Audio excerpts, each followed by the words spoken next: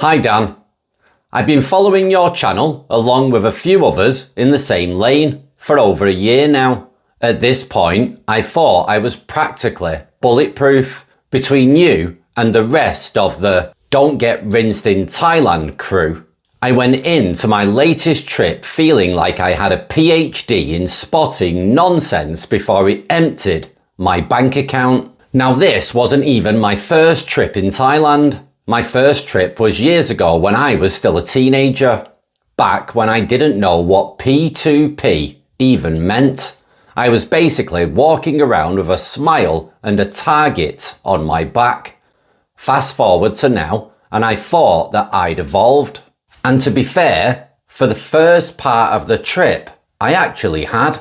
So I stuck to the rules, didn't break the famous 3-day rule, kept things light, mixed it up between P2P and girls from Tinder and Thai friendly. No emotional investments, no this one's different speeches in my own head. Just fun, controlled chaos. Now I even managed to play the naive tourist while secretly knowing exactly what was going on.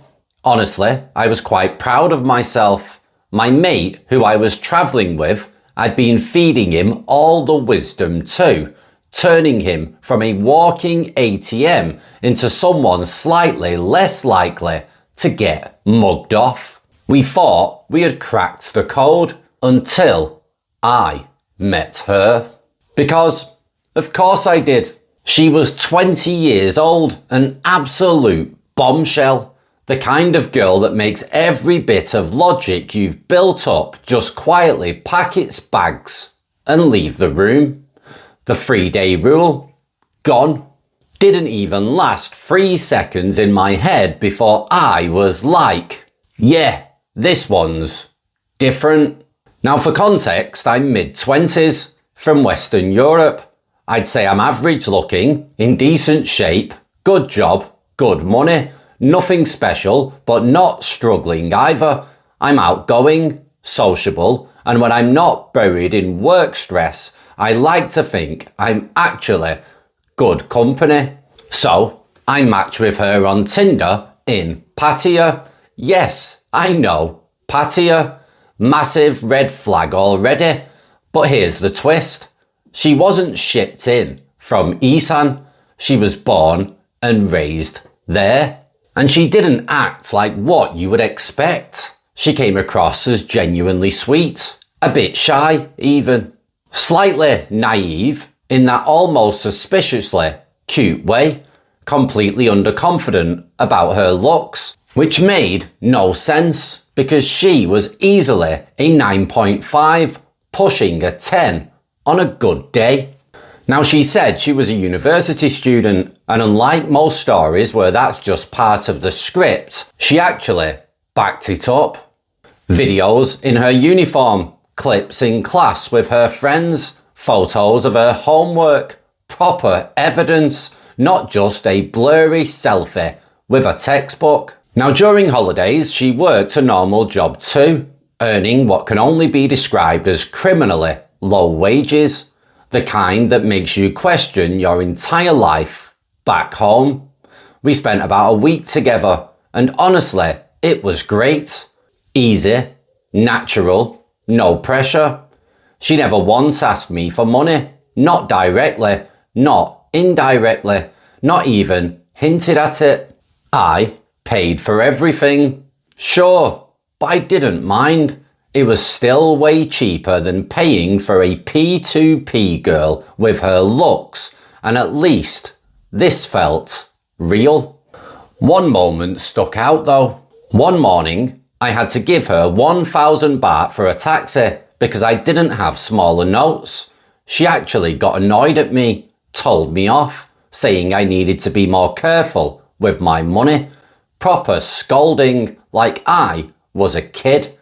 Now, the change never came back, which, let's be honest, would have been a nice touch. Even just offering to pay for a round later would have ticked a box. But hey, who knows? Maybe she spent it feeding half her extended family. I didn't push it. Another time I took her to what I'd call a mid-range restaurant, cheap by Western standards, nothing crazy. She was visibly uncomfortable with the prices. So what does she do? Orders the cheapest thing on the menu. And this is after she knows what I do for a living. She knows I can afford it, and I told her not to worry about the cost. Still, she wouldn't budge. She looked so uneasy about it that I actually made a decision there and then. No more nice places. From that point on, we kept it simple. Now, since I got back to Europe, we've stayed in touch. Not obsessively, not every day, maybe once a week. A few messages, a video call here and there, and again, not once has she asked me for money. No emergencies, no sick buffalo, no cousin needing surgery, nothing. Now Dan, I'm heading back to Thailand later this year, and now I'm stuck in my own head about it. Part of me thinks, leave it as it is. A good memory, a rare, clean experience in a place where things can go sideways fast. Now the other part of me is thinking, what if there's actually something there? Not talking about diving headfirst into some long distance relationship disaster. I'm not that far gone. But having her around again while I'm there, some genuine company, and let's not pretend, a bit of free fun with a girl like that isn't exactly a downside. Now I don't see myself as naive.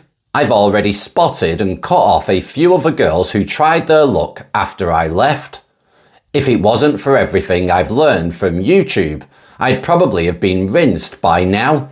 I know I've got a bit of a romantic side, and I can be generous, which is basically blood in the water over there. But with this one, I can't spot the angle, and that is what really worries me. She's from Pattaya. I know what that place is. I know what goes on.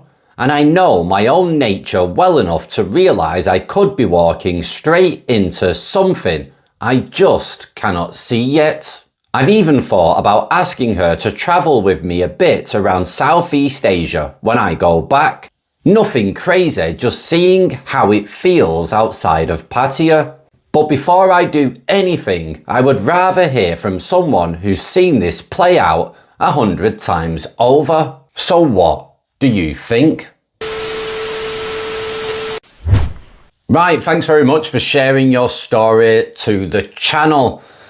Yeah, what can I say? If you're not emotionally involved, you're not head over heels, you're not in love, and you know the score and you know the script and you're careful on the money front, then enjoy it for what it is. Have a good time. The warnings only go out to the guys that are dumb enough to listen to the stories and literally stick them on a monthly salary, buy them gifts, take them to the jewellery shop, get married, build a house, and do the whole 9 yards.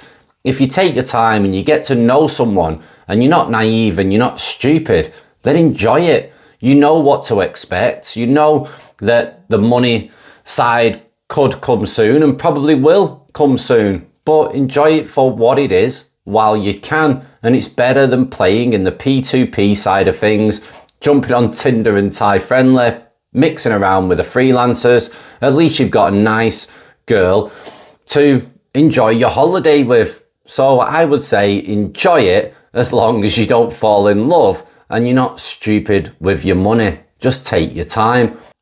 However, like I always say, I'm only one man. Listen to what other people have to say in the comment.